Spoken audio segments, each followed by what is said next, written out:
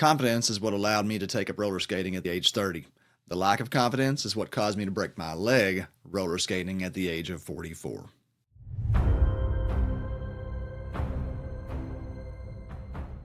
Now, this subject has relevance throughout our lives.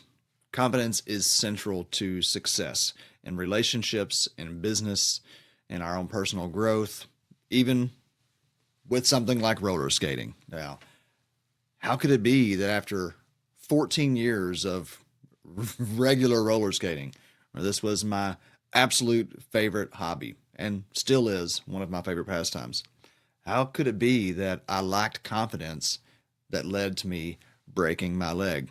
Well, here's the deal, and why roller skating for me is such a great example of kind of the bigger work that we're here to do. None of us came to this life to be stagnant. Everyone that's here has grown and evolved. If you're listening to my content, it's because you desire to grow and evolve. As a roller skater, well, you want to keep fresh on your toes, picking up new skills, learning new moves, and that means that you have to push yourself. And I did that regularly to the point where I'm even impressed with my own roller skating skills, to be quite honest with you. But there was one day at my normal routine where I went to the YMCA. Yes, I go into the YMCA and skate at the gym when nobody's there. And one Monday morning at 7 a.m., when it's usually empty, I had my headphones on. It was all about my regular routine, sweating it out, having a good old time. And a young African-American male walked in to play basketball. Now, I'm no stranger to being a white man in being a minority. I lived in Jamaica for 7 years after starting the world's first sacred mushroom retreat. I visited Jamaica for 10 years. Prior to that, I've always had a deep appreciation for minority culture, shall we say, and that and roller skating has been another example of that. When I go roller skating, depending on the roller skating rink that I go to, I'm very often one of the only light-skinned people there. And when this individual came in, I felt that tinge of unconfidence. You know what that is? You know that when you question yourself, when you think maybe you don't belong there, you're not good enough, somebody's watching you and you've got to somehow put on a show. And it was a split second, just a moment, where I saw this individual out the corner of my eye. We'd been there sharing the space for a few minutes, probably 15 minutes or so, and I became self-conscious, as we all do at times. And in that split second, I lost confidence and wavered as I was doing my little spin. And fell backwards, completely broke my tibia, I think, the small bone. Now, an interesting flip side of this was the shadow side of overconfidence that then took over.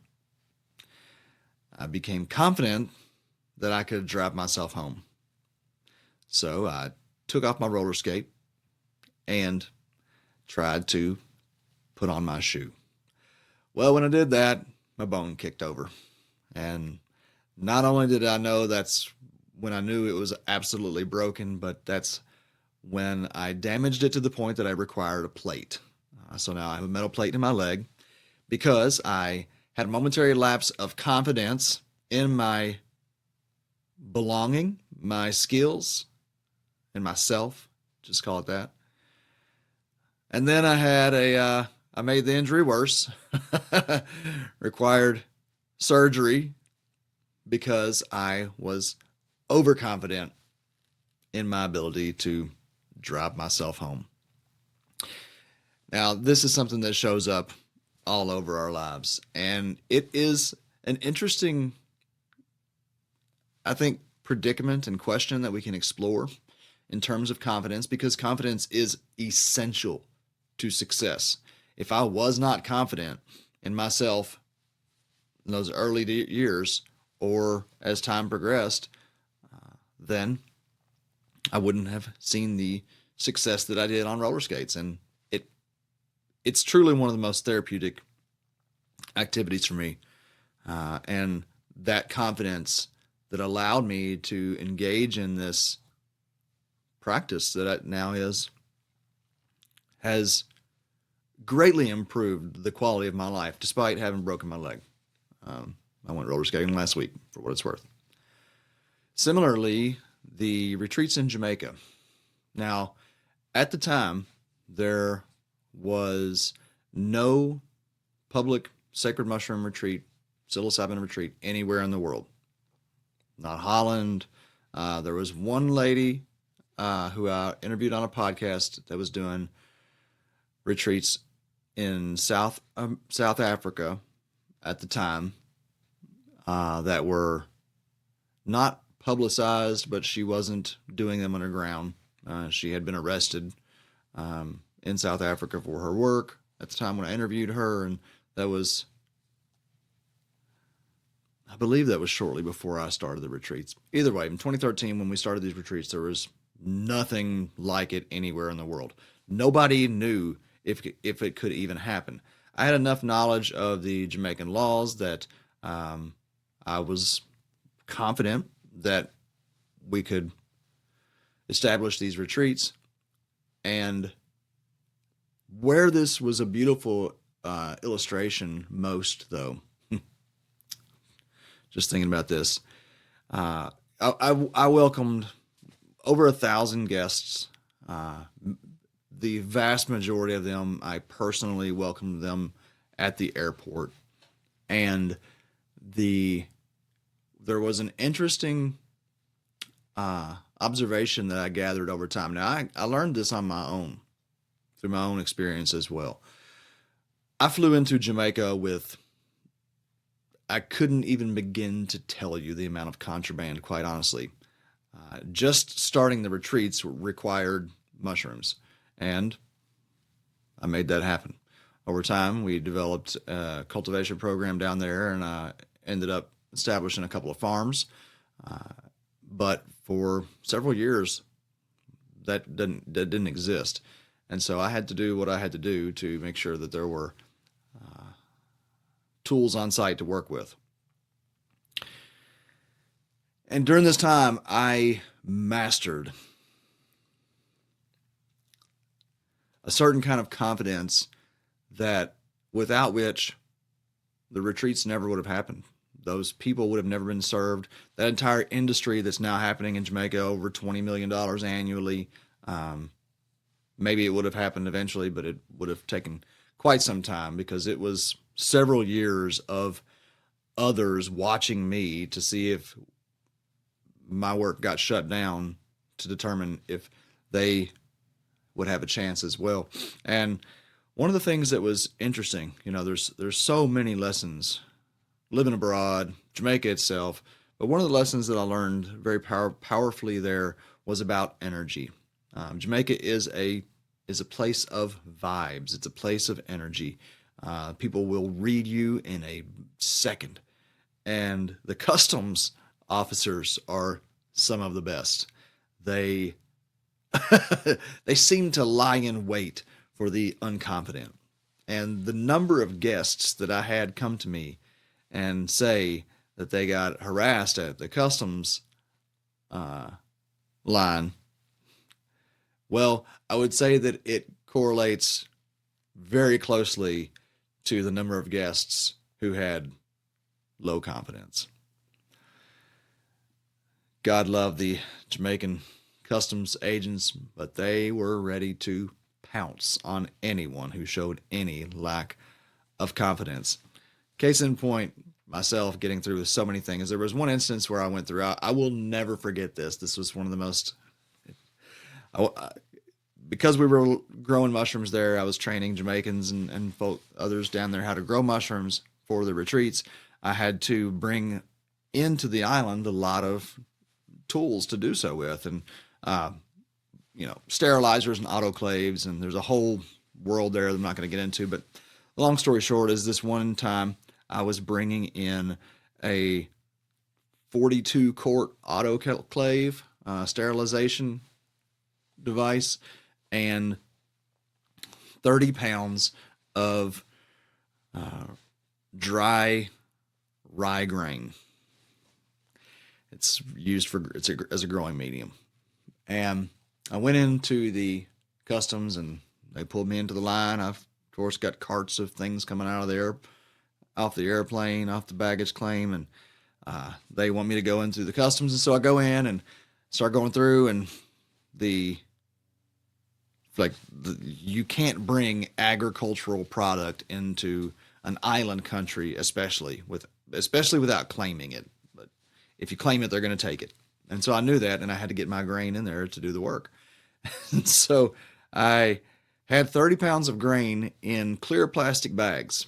Now, sometimes I think that I did these things going into Jamaica just to prove the point of the power of competence. And when I got to the customs officer, he opened the suitcase and saw the grain bag and the bags. There were 6 5-pound bags, clear bags. And he said, "What is this, sir? What is this?" I said, "Oh, that's my wheat berries." He said, "Wheat berries?"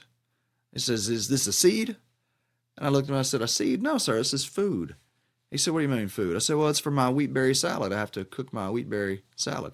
And I mean, in a roundabout kind of way, it was wheat berry salad for the mushroom mycelium. It was edible. It was organic. I could have eaten it for wheat berry salad if I got hungry enough. And he looked at me and he said, "It's not farm stuff?" I said, No, it's food stuff." Never wavered. I never shook. I had this kind of playfulness about me. And he just, as they say, kissed his teeth and made me go on. And then there were so many instances like that where I saw the power of calm, playful confidence.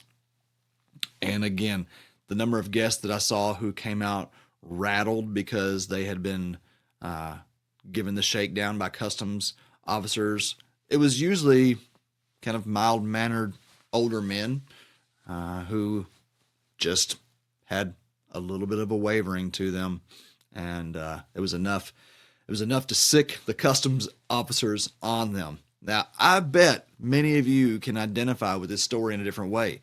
Maybe it's in your business. Maybe it's as a parent. This is crucial in parenting. Maybe it's in dating. This is something that we talk about a lot or is talked about a lot in the dating world, I should say. I'm very happily married, so I'm fortunately not on the dating scene per se. But in dating and in mating, and even with my wife, it is very important that I have authentic confidence on display most of the time. Now, obviously, in a loving, committed relationship, we all have our moments where we lack confidence. And it's really important and really valuable to have a partner who can support you in those times. Because just like this video is intended to do, we all need to have our confidence boosted. We all need to be reminded that basically it's all within us. Now, like I said, there's this shadow side of confidence that can be arrogance. It can be performative. It can be destructive and manipulative. But the real confidence that the light side, the bright confidence that inspires people. If you watched our last video, we talked about manipulation versus inspiration, and real confidence inspires people. But where does that come from? We know that arrogant, manipulative confidence comes from ultimately a sense of lack and fear, insecurity. But authentic, deep confidence I would like to suggest to you that it comes from a place of deep knowing. But that knowing, it's important to understand that knowing as well can be rooted in arrogance. I'm not talking about a knowing that my way is going to work out. I'm not talking about a knowing that I'm going to have what I want.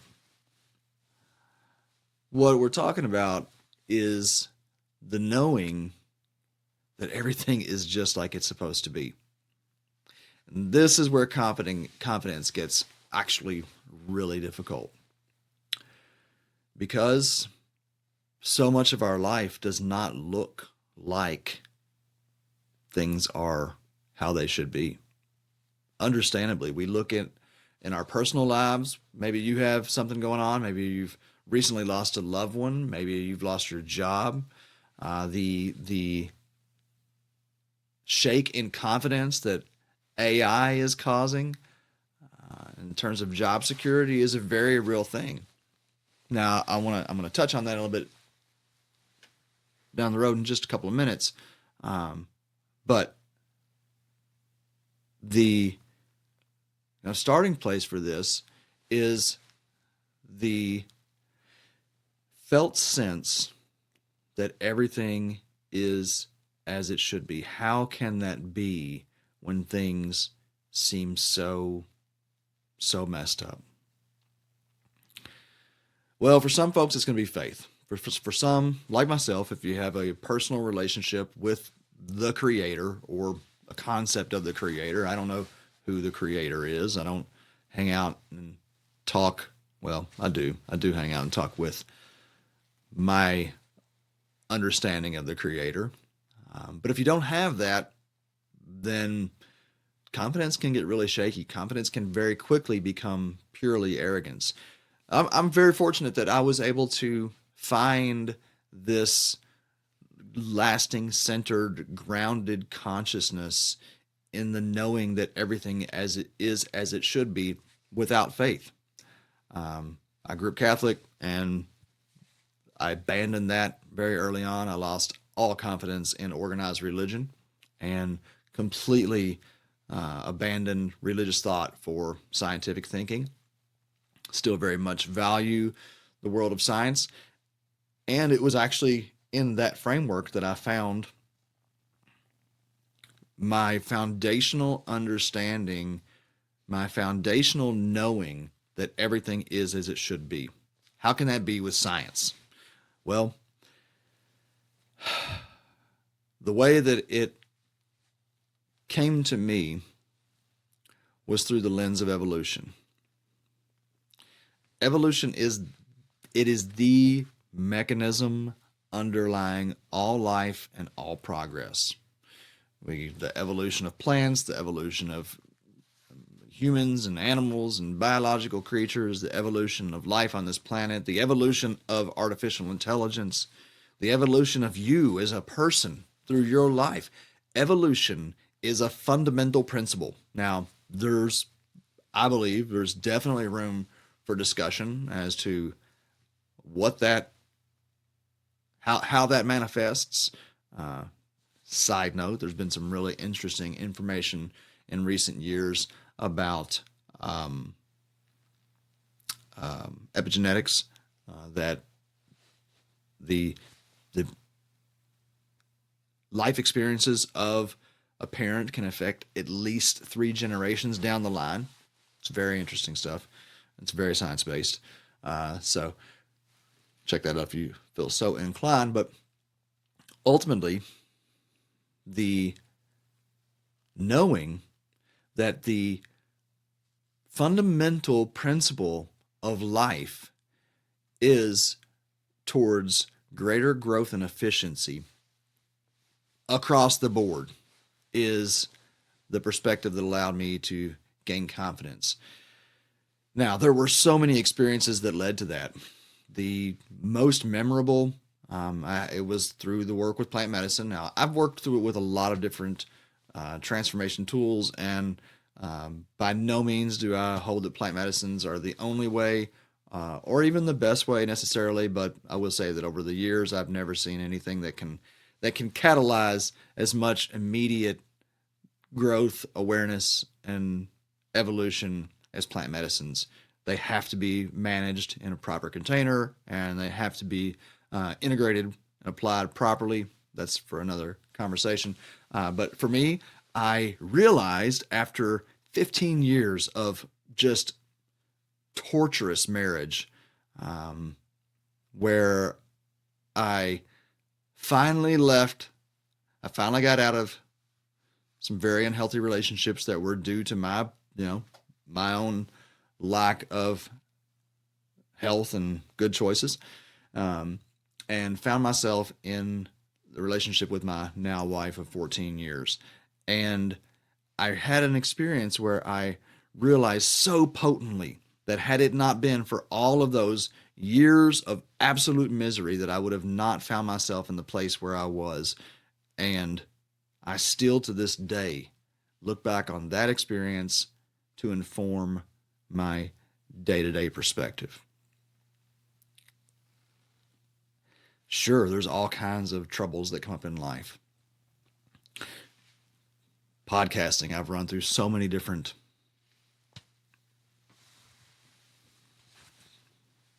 manifestations or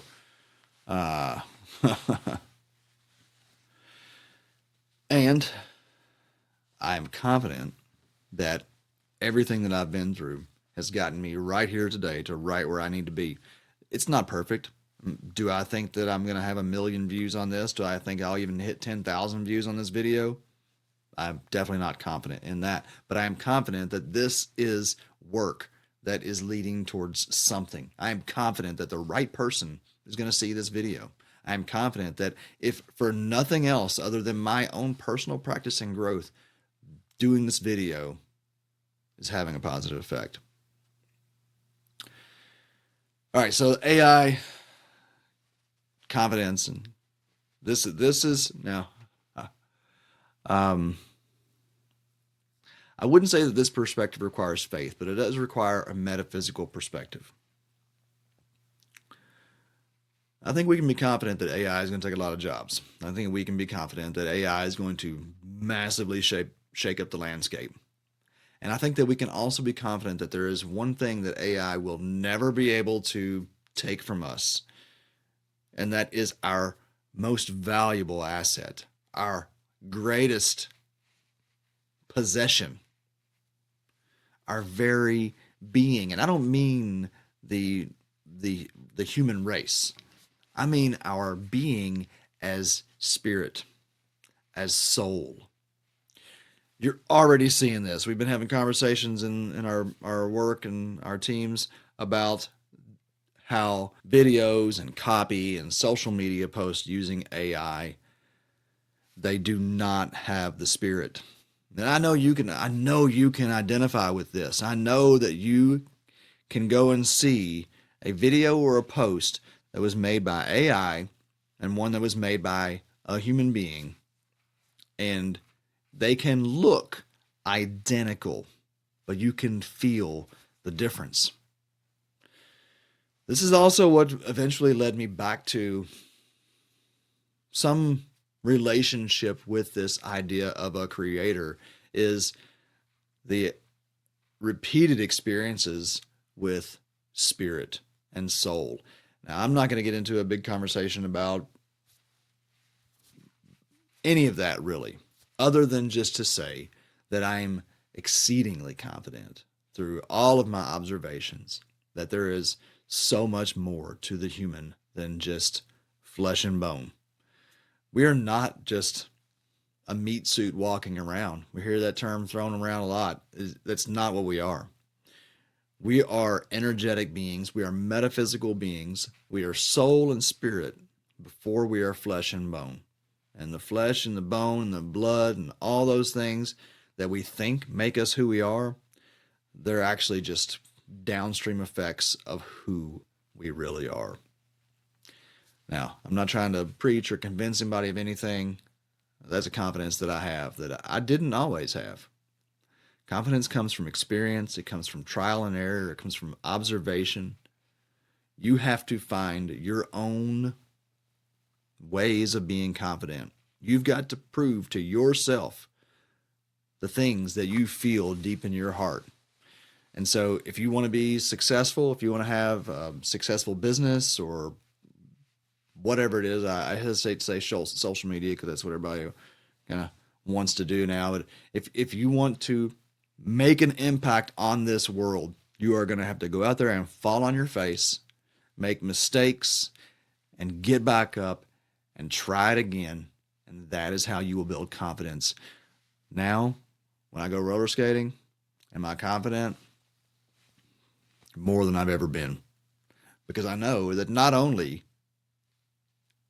can I roller skate, but if I break my leg, that I can heal and I can come back at it again. My sincere hope for you is that you find confidence in yourself if you don't already have it. And